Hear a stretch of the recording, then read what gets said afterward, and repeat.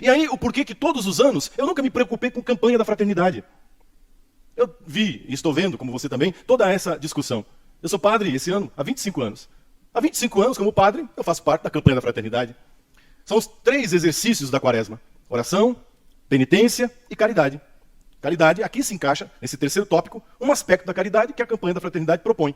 Só que cada ano, se você lê, principalmente da década de 70 para cá, final da década de 70 para cá, quem escreve esses documentos da campanha da fraternidade, claramente são pessoas ligadas à teologia da libertação.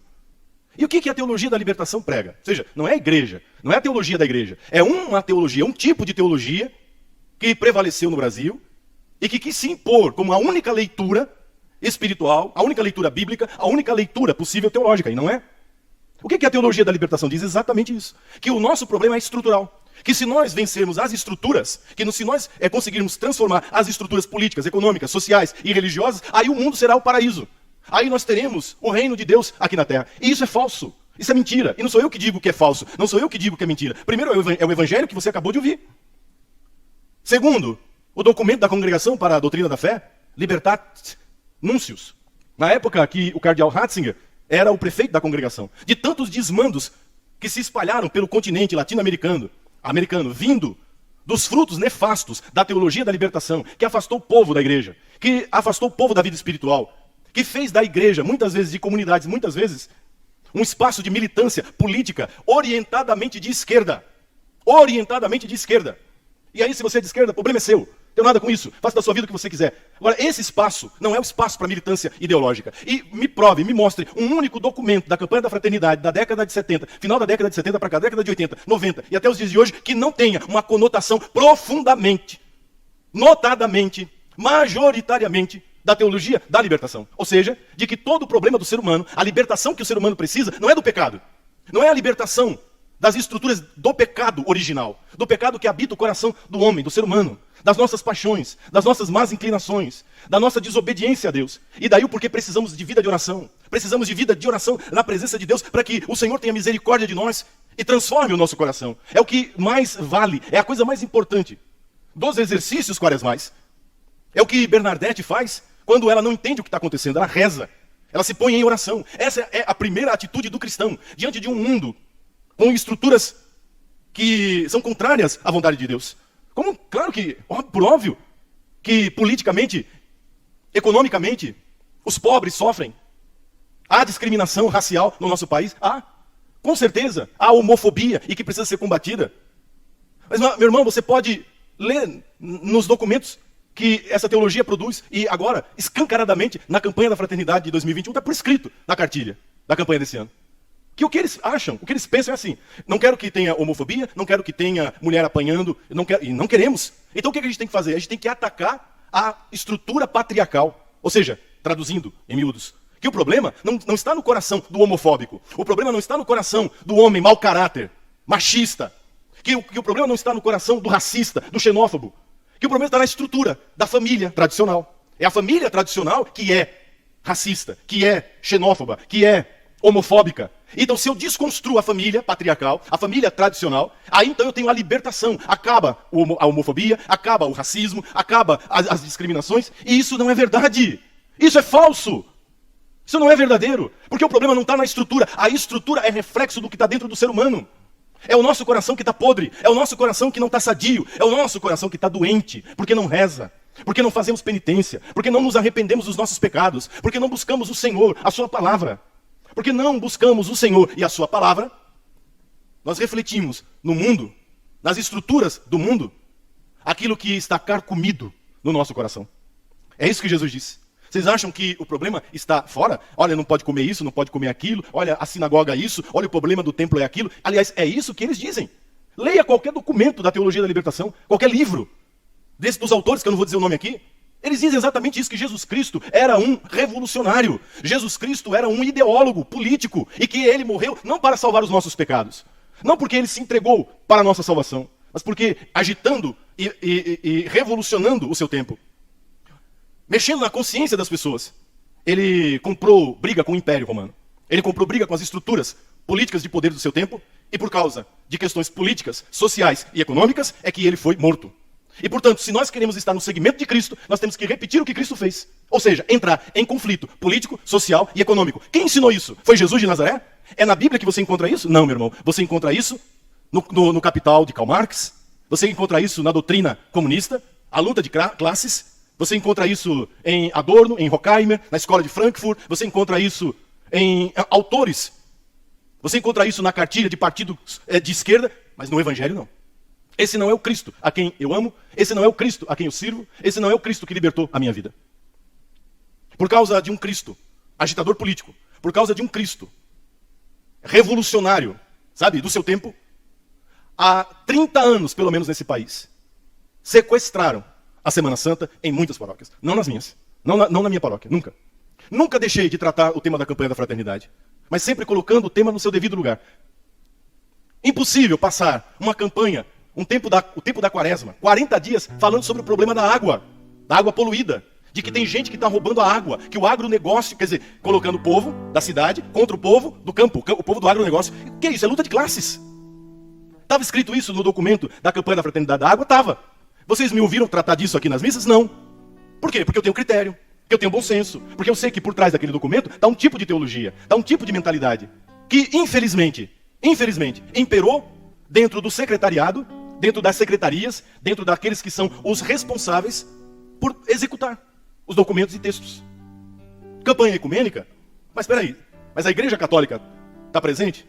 Um padre, um teólogo, que não seja da teologia da libertação, fez parte da confecção? Não fez. Então não tem ecumenismo. Você juntou 4 pastores protestantes, um padre, ou não sei quem foi, um teólogo ortodoxo, e um padre católico da teologia da libertação, que a gente sabe o nome, endereço e telefone de quem foi. Eles creem nas mesmas coisas. Eles acreditam nas mesmas coisas. Sabe o que seria uma campanha ecumênica? Chama os batistas para conversar. Chama a Universal do Reino de Deus. Chama.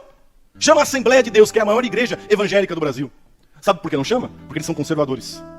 Porque eles são contra o aborto. Porque eles são a favor de uma família estruturada sobre os valores bíblicos.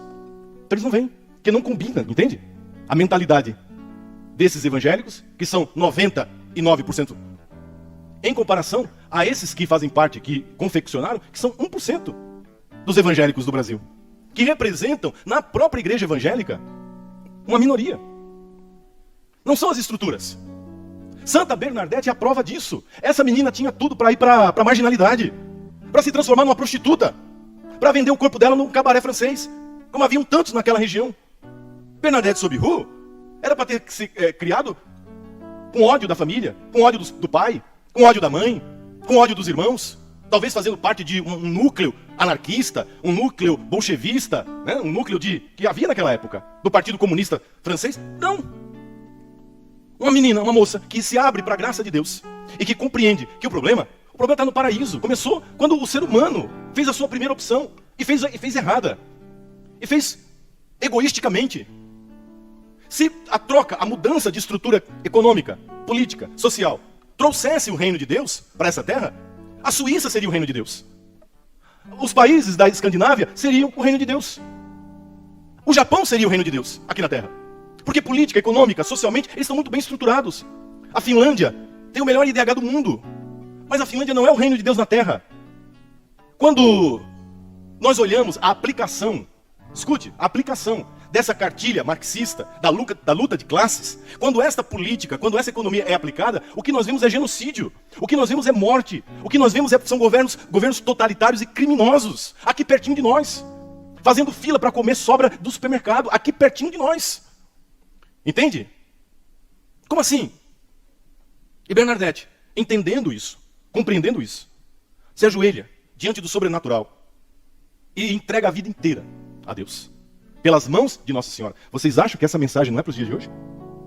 Vocês acham que Nossa Senhora de Lourdes não tem uma mensagem atualíssima para esse momento que estamos vivendo? Bernadette viveu a vida inteira doente, fisicamente doente. Quando ela ficou paralítica na cama, uma freira chamou o padre para dar a unção. O padre e a freira entraram para visitá-la no quarto e fizeram uma brincadeira com ela, dizendo: "O que você está aí com preguiça?" Brincando, sabe aquelas brincadeiras chata, preguiçosa. O que você está fazendo aí deitada? E a resposta dela é a mensagem. De novo, a mensagem de Lourdes. Ela revela uma das coisas que Nossa Senhora tinha dito a ela. Ela disse assim: eu não estou aqui deitada com preguiça, estou aqui obedecendo às ordens de Nossa Senhora. Porque o meu trabalho aqui na Terra é sofrer. A minha missão aqui nesse mundo é oferecer todos os meus sofrimentos, unido ao sofrimento de Cristo na cruz, pela salvação do mundo. Eu estou aqui no meu trabalho, no meu ofício. Porque Nossa Senhora me disse que aqui nessa terra eu não teria alegria e felicidade. A minha alegria e a minha felicidade seria no céu. A minha alegria e a minha felicidade seriam no céu. Essa frase, se você disser essa frase para um teólogo da libertação, para um católico de esquerda, ele cospe na sua cara se brincar. Porque essa é a frase mais alienada que se possa imaginar. Convém não aguentar, suportar dor, enfrentar a dor como uma missão, mas se rebelar, se revoltar. Essa é a lição que nós mais ouvimos nos dias de hoje. A gente tem que lutar, que isso seria uma alienação. O céu, não. Aqui na terra, as coisas têm que acontecer aqui embaixo. Aqui é que tem que ser o paraíso. Aqui é que tem que acontecer as coisas. Que isso seria um tipo de religiosidade alienante. Que tira da igreja, que tira do cristão, o seu caráter de mudança, de profecia da sociedade. Lourdes é uma grande alienação para essas pessoas. O sofrimento de um doente é inútil. Um bebê no ventre da mãe não vale nada. É um empecilho que precisa e pode ser descartado. Entende? Um patrão não é alguém que está servindo a Deus através do seu empenho em colocar a sua riqueza a serviço da sociedade. Não, é um inimigo que precisa ser derrubado. É alguém que precisa ser questionado. É alguém que precisa ser retirado. Em nome da igualdade. Quando na realidade nós sabemos que não há igualdade. Nunca houve igualdade. É exatamente na solidariedade, na compaixão que nós temos uns para com os outros que Deus se manifesta. Que não vai ser derrubando ninguém, que eu vou a lugar nenhum. Essa é a mensagem de Lourdes. O Papa Francisco repetiu isso agora na mensagem aos enfermos, porque amanhã é o Dia Mundial dos Enfermos, porque é dia de Nossa Senhora de Lourdes. Na mensagem do Papa, o Papa diz exatamente isso, que, veja, se tudo se resume à revolução, à transformação política, social, onde ficam os doentes? Esses que agora não podem fazer nada. Eles são inúteis, eles são descartáveis, porque nós estamos caminhando para isso. O ser humano está se tornando descartável. Se ele não é um agente de transformação, se ele não é um agente político, se ele não é um agente social, então não serve. Não tem serventia, pode ser eliminado. Olha, veja a que ponto nós chegamos. Veja para onde a humanidade está caminhando. De um lado, esse capitalismo selvagem, entende? Que só vê dinheiro, que só vê lucro, desalmado, sem coração. E do outro lado, o ódio, o ressentimento, a revolução. Nenhum dos dois querem o que Jesus trouxe. A transformação do coração. A transformação da vida. E é isso que nós queremos pedir nessa noite. Por intercessão de Santa Bernadette. Se alguém está achando que não vai ter campanha da fraternidade na paróquia, vai. Eu pessoalmente vou fazer. Via Zoom. Para todo mundo poder participar. Nós vamos ler o documento. E vamos criticá-lo. É isso. É isso. Você está entendendo? Nós não temos que fugir de briga. Nós não temos que fugir do diálogo. Nós não temos que fugir com medo. Nós temos que encarar essa gente. Dar a eles a resposta que eles merecem ouvir. Se eles tiverem o atrevimento de colocarem uma pastora luterana, abortista, feminista, para escrever um documento que vai ser usado pelo povo católico, então eles também têm que engolir a resposta do povo católico. Eles têm que engolir. Eles têm que saber que dentro da igreja católica tem quem pense diferente. Tem quem pense diferente. Que dentro da igreja católica existem pessoas também que têm tarimba, que têm traquejo filosófico e teológico, para poder discutir a nível com eles. De igual para igual. Nós não temos que ter medo. Os tempos são muito estranhos. Mas olha, o exemplo que nós temos. Essa moça é um exemplo. A coragem dela nos anima. A sinceridade de coração dessa moça, dessa freirinha, é um exemplo para nós. O quanto que ela sofreu, o quanto que ela foi humilhada. E a gente para fazer média, sabe? Com o seu fulano, o seu cicrano.